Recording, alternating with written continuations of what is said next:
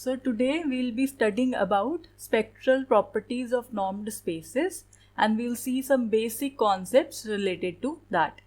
So first of all, let us assume that x, which is not identically equal to 0, is some complex normed space having infinite or finite dimension. It could have any dimension. So in the very starting, we are not specifying what dimension it is having. So corresponding to this space, we may define some operator capital T, which is taken from the domain of T to X, where this T is a linear operator. Then we may define another operator, which is T lambda. So it depends upon lambda. So that means whenever you change this lambda, the operator is going to change. Right? And what is lambda here? It is some complex number. We initially do not know what this complex number is. And what is I here? This is the identity operator, which is defined on the domain of T.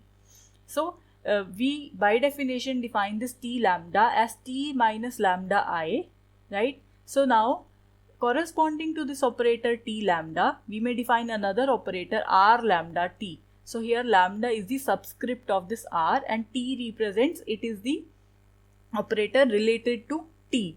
So we may define the inverse operator of T lambda as R lambda T, which is defined by T lambda inverse, and which is basically the inverse of this operator, right? And this operator, this is known as resolvent operator of T. So this is the definition, and you should remember it, that R lambda that is T inverse, and it is the resolvent operator of T. Now why we are assigning the name resolvent to this operator? So that is the next question. It is because being the inverse operator, this resolves the equation and provides the solution to the problem. Suppose we are having this problem T lambda x is equal to y, because our operator T, that is from d of T to x, right, where what is d of T, that is the domain of x only. So we are saying this operator acts on x, which is equal to y. So y belongs to x, this small x belongs to the domain of T, and T lambda is the operator. Now here we wanted to solve this equation. In order to solve this equation, what do we require? We require to calculate x from here. We have the operator with us, we have the values y with us. So how do we retrieve this x? So that is obtained when you multiply on both sides by T lambda inverse. So what is T lambda? We just have defined this to be the resolvent vector for T. So therefore this operator is useful when you wanted to solve this equation. Therefore this resolves the problem of obtaining x from the equation T lambda x is equal to y. So therefore we use the name resolvent here, and moreover the operator is resolvent operator, right? So in short, sometimes we also use only the word resolvent here. So instead of saying resolvent vector, we say resolvent of T, and instead of writing R lambda T, it is obvious that this is the R lambda T is inverse operator to T lambda. So therefore sometimes we in short write R lambda instead of R lambda T.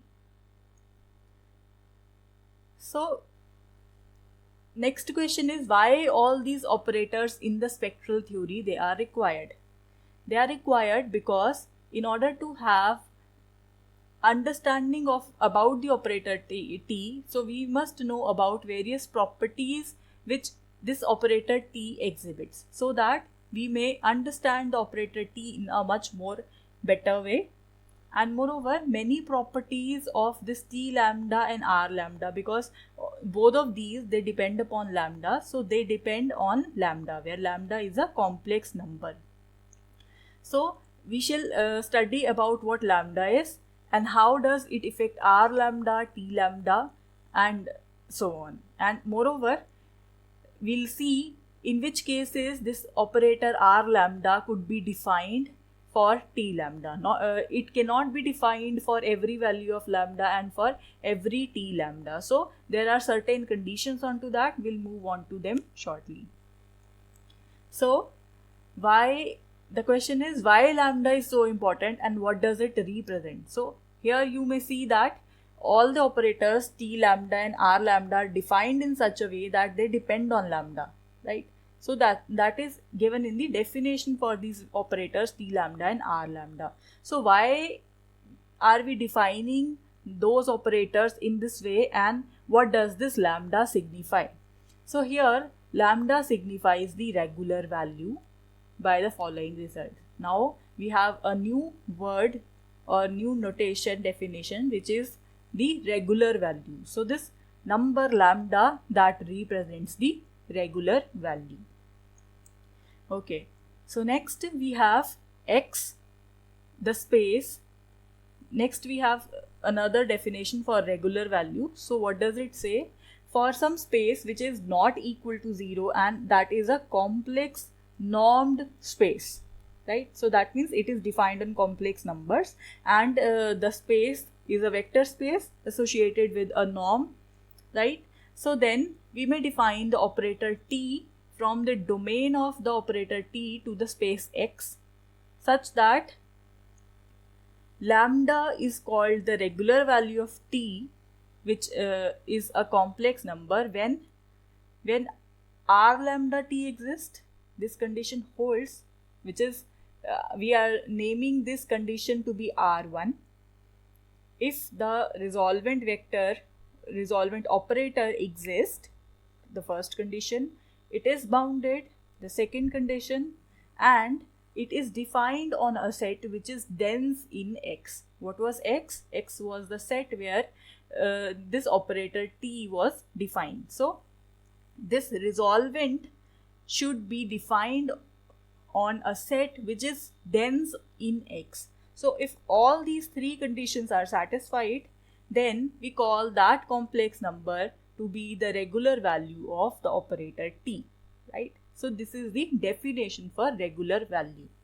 Now based on this definition, regular values, if you collect all the regular values here, if you collect all these regular values which satisfy all the three properties, then that set is denoted as the resolvent set. So this is the definition. So if you collect all the lambdas into a set, and then you name that set as resolvent set, and its notation, for notation we are using row of T. T represents the operator T, and this row represents the resolvent set. So until now what we have studied for the operator T, we firstly have defined T lambda, which is nothing but T minus lambda I. Then we have defined R lambda, which is the inverse of this, which is T minus lambda I inverse. And then corresponding to this lambda, we have defined lambda, which is the regular value. Then based on this regular value, if you collect all such regular values into a set, then that set is known as the resolvent set, right? This was your resolvent operator, or sometimes we just call it to be resolvent, right? So this is what we have studied. Now there is another term related to this resolvent set. So let's proceed and see what is that. So the resolvent set, as I've told you, is a set consisting of all the regular values of T. We have a set known as spectrum set, denoted by sigma of T, which consists of all the spectral values of T. Now what is a spectral value? We'll see that in a moment. But how do you define the spectrum set? If you have the resolvent set with you, then the spectrum set is nothing but the complement of this resolvent set. So from whole of this complex space, if you subtract the resolvent set out of it, then you have the spectrum set, right?